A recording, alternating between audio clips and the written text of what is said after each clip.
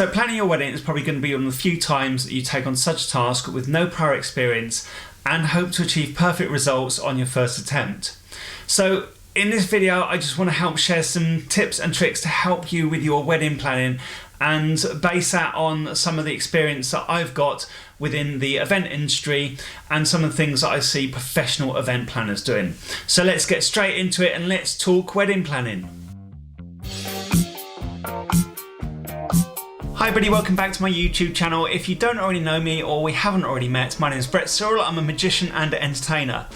And in this video, I just want to chat through the whole process and compare it to how a corporate event organizer might be planning an event to how a wedding organizer might do it, or a bride and groom, or a couple. One of the things I've noticed on YouTube, there's lots of videos that cover different aspects of wedding planning, but there isn't many videos which cover the sort of the whole range and the sort of how you'd sort of pull everything together. So I want to kind of fill that gap and compare the two and see what I can offer you to help you with your wedding planning and make it stress-free. So as an entertainer, you might be wondering how I have experience of the whole sort of process of wedding planning, because quite often during a wedding I might be one of the last things to be booked, because there's lots of things that will be booked before me, like the bride's dresses and the photographer and the venue and that kind of stuff. However, when it comes to a corporate type event, quite often I might be representing that company, or particularly if we're doing media or a video shoot or something like that, they want what I do to tie in with their company ethos. So I might be brought in right from the beginning stages, and the whole event might be planned around what I can provide or we can provide. So as I mentioned, there's lots of videos out there, and I've made quite a few videos on different aspects of wedding planning, and this isn't going to be a checklist, this video, of the things that you need to put into your wedding. But when I do get to those various points, I will link them up there on the top corner. Watch the video, go all the way through it, and then come back and click on those links to see the various bits in more detail. And also don't forget to give it a quick like for me, because that not only helps my video channel grow, but also it will put it in your liked folder in YouTube channel, so you can always come back to it and you know where to find it again. So I'm going to break this down into 8 simple steps, and the important thing is with the whole process is the first few steps are the most important, because that is what forms the foundation of everything that comes later on. If you get the first bits right, then everything else becomes much simpler. So if you're already partly through your wedding planning, have another look at these steps and make sure that you've addressed them properly, and that will just help you with the rest of your planning. So what are the first steps? Step number 1 is to sit down and work out what your goals are going to be. So you need to take some time, sit down with your partner and just chat through the basics of how, what, where and when, and also how much. So that will give you an idea of your goals, that will set everything, that will make sure you're coming from the right direction and you've got the same sort of vision for your wedding day. So very briefly, how might be sort of how you're going to get married, what sort of venue it's going to be. Is it going to be a church wedding? Is it going to be a hotel or perhaps a barn? And then what sort of wedding are you going to have? Is it going to be a large wedding? Is it going to be a small wedding? Then you can work out roughly how you envisage how many guests you're going to have. Maybe you might have a theme, for example, and then think about where, because you're going to have to work out where your venue is going to be, and that will help you choose your venue as well. When is quite important, because you want to work out how long or how quickly you want to do the whole process, and how far in advance you want to book things, or you might want to just get things done and dusted. Or you might want to spend that time to save for your wedding budget, which is the important thing, and that is the how much. So how much do you want to spend? And I think that's important to say, of how much you want to spend, or as opposed to how much you think you need to spend. You can still do weddings on a budget, or you might want to go overboard and just spend a lot of money and have an absolutely extravagant day. But it's up to you to sort of get that vision in your mind, and we can pull it all together later on. And so step number 2 is brainstorming and research, and finding out as much information, getting loads of ideas and compiling it all together in one sort of place. And the best way of doing that is to get yourself a notebook or something like that, and also maybe a spreadsheet. And I find it works best like that, because you can perhaps have a page for every supplier that you meet and the answers to all the questions that you're going to give them. and then the spreadsheet, you can use that to compile and help work out your budgeting. So the best way of doing this is to go to wedding fairs, venue recommendations, who they have on their recommended suppliers lists, do a little bit of Google web research, of course maybe go to some YouTube channels as well, and just try and get as much information and compile everything all together. Also, wedding fairs are a great resource, and not only the big wedding fairs but also the wedding fairs that are run by the venues. Some local venues, they'll run wedding fairs with their recommended suppliers in them. And one of the things I also mention here is that some venues, they have recommended suppliers, but don't be persuaded that you have to use those suppliers that the venues recommend. The venues cannot influence what suppliers you book for your wedding day. A few things you need to ask your suppliers, and you need to ask them what they do or how long it takes to get stuff ready for the day. If they're sort of a florist or something like that, then they're not going to be there so much on the day, but they're going to need time to prep things for your wedding day. And then ask them, what do they recommend works best of what they do? So different suppliers are going to have different things that they do, and they'll have lots of ideas, and they know what they do, what fits best with their wedding day. Very much like I mentioned earlier, that when I am working for an event supplier, they'll come to me and ask me what works really well for this type of event, and then I feed back and they can work stuff around there. They might come back and say, well, can you do it like this, or can this fit in? And that way you get a good relationship with the supplier, and you get what fits in perfectly with your plans and what they can do within the limitations of what it is they do. And then also you want availability, and this is really important because that helps you work around your timeline of when you need to book them, of course. The other thing is going to be prices, because you want to work it amongst your budget, and I'm going to talk about working things into your budget very shortly. Also, you want to ask them about contracts and payment, and how much they're going to charge, obviously, but also when they want payment beforehand, and also how they contract you and how they work around that, maybe what deposits they're going to want. Very quick ballpark sort of way of working prices out. A supplier like a photographer might spend 2 or 3 days editing. You're also paying for those days as well. It's not just your wedding day. So that's some reason why sometimes you might think booking suppliers at weddings is more expensive just because it's a wedding. Truth is, there's a lot more work that does go into weddings, and you want a supplier that's going to understand that and respect that as well to give you a really good service. And then also an important thing to ask suppliers is, who do they recommend, or who do they like to work with? And very often I'm asked this by people that are booking me. So for example, if there's a photographer that knows me, they know how I work, I know how they work, and we're going to work together really nicely. Not only is it great to be working with people that you know and enjoy being around, but also it means that a photographer knows that I'm going to be doing a certain trick at a certain time and can be there at the right time to catch that amazing moment of when people are reacting. So you've got all this information, you've chatted to loads of suppliers, you're probably going to have a slight idea of what your venue might be at this point. And now it's time to get on to step number 3, and that is to create your plan and plan visually and create a checklist.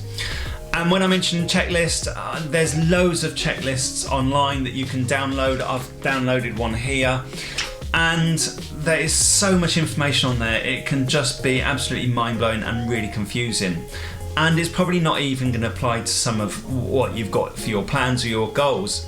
So checklists are great, but I always say download the checklist for inspiration, get some ideas from it, and then kind of put it to one side and create your own checklist. So let's go through a process that I always see that event organisers use instead of maybe a checklist. So the first thing to do is take some time out, just sit down and create this checklist. And the way I always say to do it is to visualise your day and imagine your day and plan visually.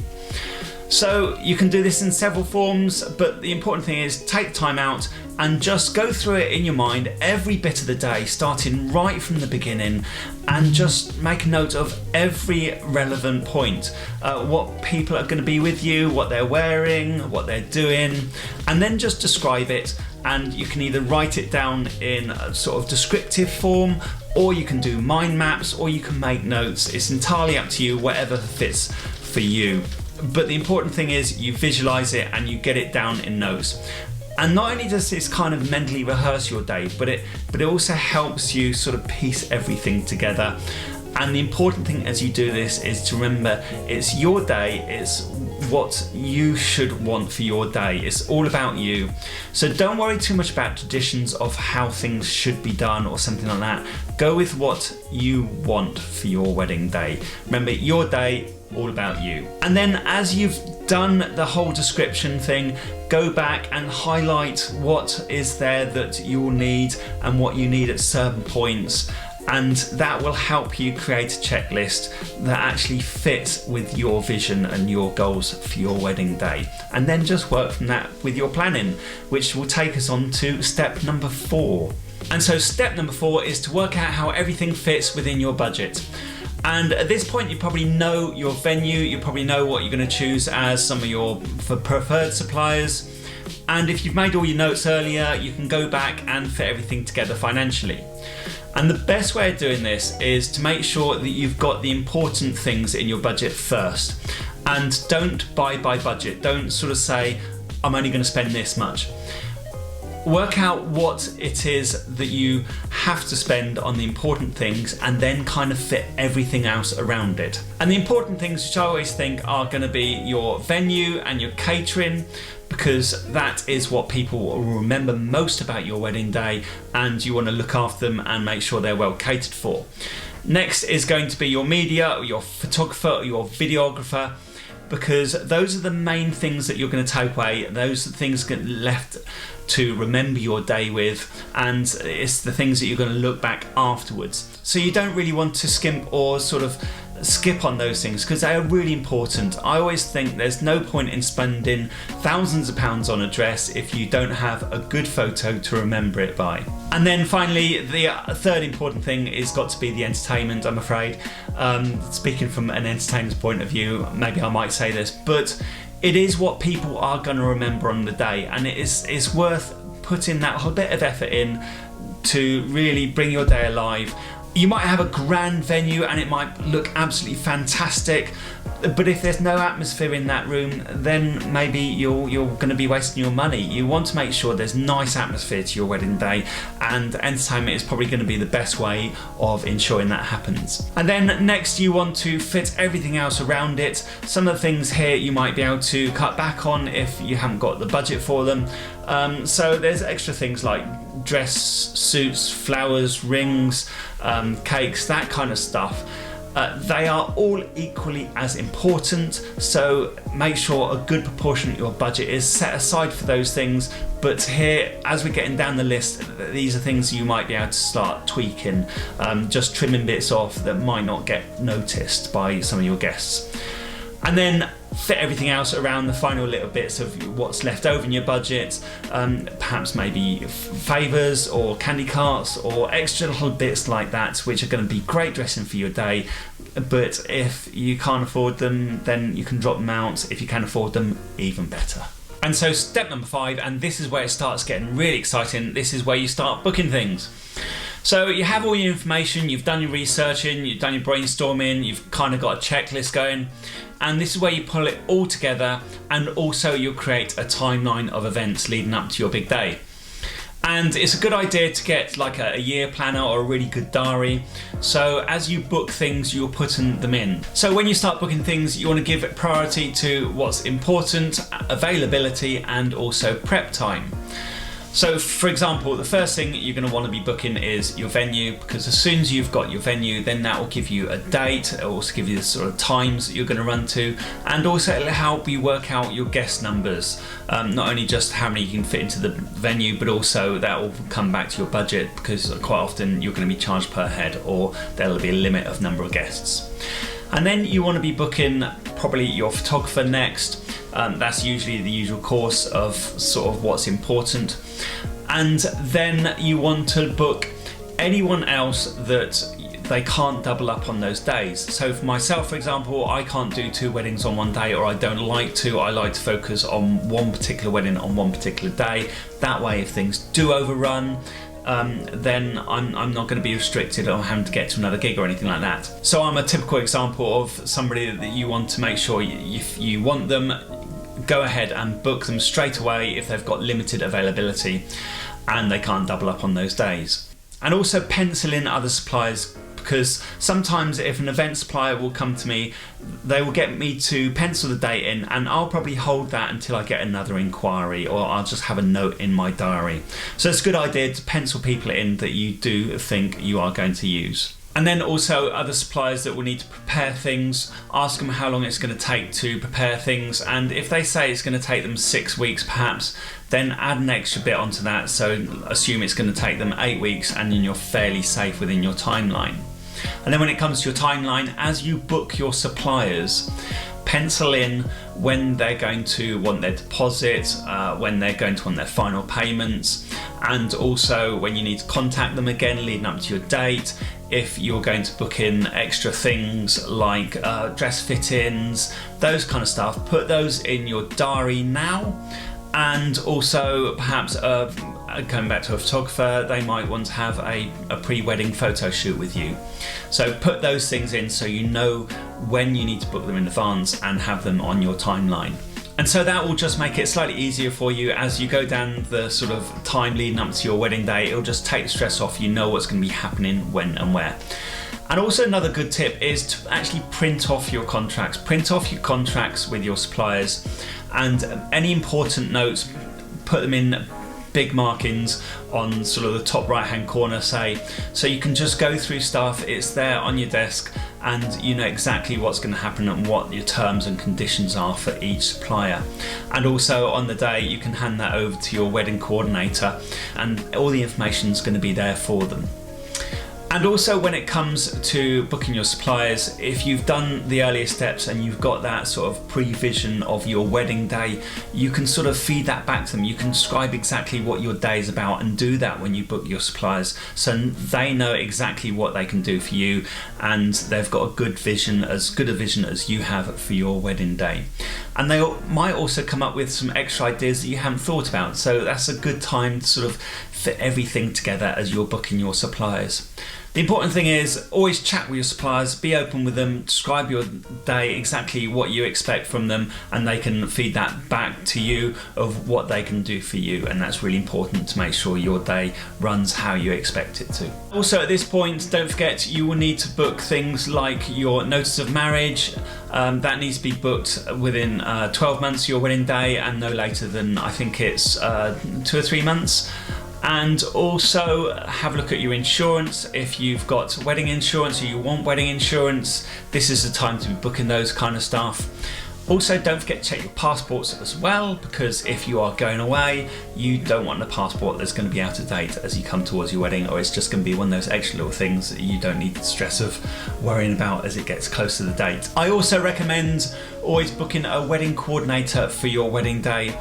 Quite often venues have their on-site coordinators, but maybe you might want to have a professional coordinator that is with you all the way through from the beginning of the day as your makeup artists arrive, and you're not even on site all the way through until the end of the day. Quite often venue coordinators, they might just be there when you arrive on site to the end of the wedding breakfast.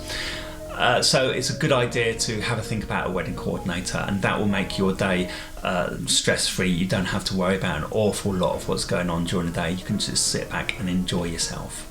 So step number 6, and this is where you start telling people about your wedding day. And of course you probably have been talking about it to all your friends in any case, but you need to be working out who your best men are, the bridesmaids, the whole wedding party, and make sure they're on board and you know who's going to be who on the wedding day. And then from there you can start planning your suits, your dress fittings, and all those extra little bits which are going to involve them. At this point you might want to send out save the dates, save the date invitations, and I always think if you send out too many, be careful of your budget, because essentially you are sending out too lots of invites which can escalate things. I think the best way is to think about the important guests, or the guests that need to be travelling, or any guests that you know that have really busy schedules and you really want them to be there on the day. I think that's the best way of doing save the dates without making it a big thing.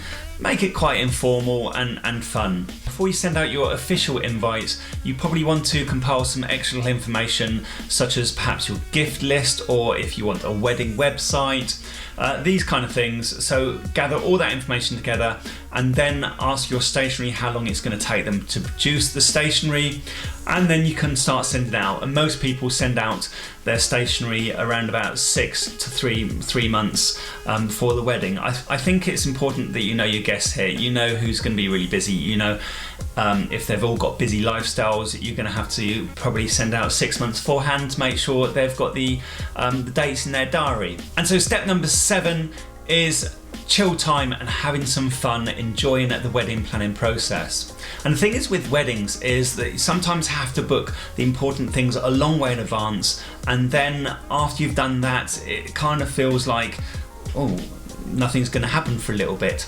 If you've got your wedding planning calendar all laid out, your year planner, you've got the bits ticked off, you can sit back and look at those dates and just book in the fun stuff now.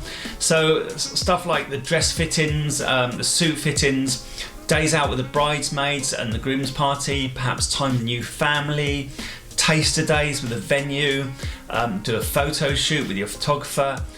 Those extra little bits, maybe go to some more wedding fairs and enjoy the sort of freebies at wedding fairs, and get some extra ideas at this point as well. This is a good time to sort of get imaginative and creative, and if there's anything that needs to be made, anything that's DIY for your wedding, this is a good time to start focusing on those bits of the wedding day.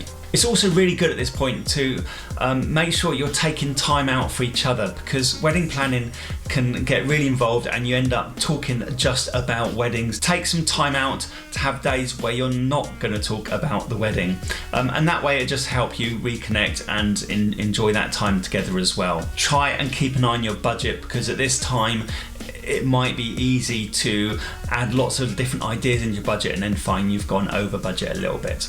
So yeah, what a great time it is just to enjoy yourself. So now we've had that period of time where we've had the frantic booking of stuff, then we're enjoying the whole process of wedding planning, enjoying having time with the groom's party and the bridesmaids, your new family.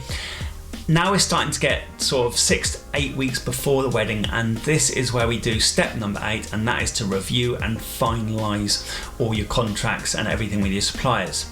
And about 6 to 8 weeks, sometimes you might have suppliers that are wanting their final payments, but it's a good time to get in touch with them, drop them an email, drop them a message, a phone call, something like that, just in case they've missed any details or any times or any dates. You still have time to rearrange anything that has been missed at this point. Chat with your venue. They will want sort of the final table plan, dietary requirement, guest numbers, and those extra little bits that you can be chatting with and just run through everything with all your suppliers. And then getting even closer, perhaps a week before or 10 days before, you need to be planning that week quite carefully, because it will be a busy week the week before your wedding.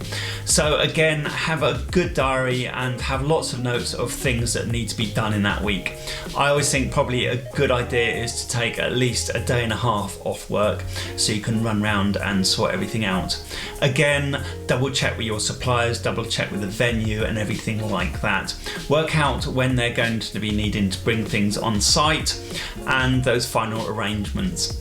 If I was working for an event company at this point, they'll have probably sent me a schedule of the day as well, just the final things going in place, and sometimes I get a couple of variations of that leading up to the day.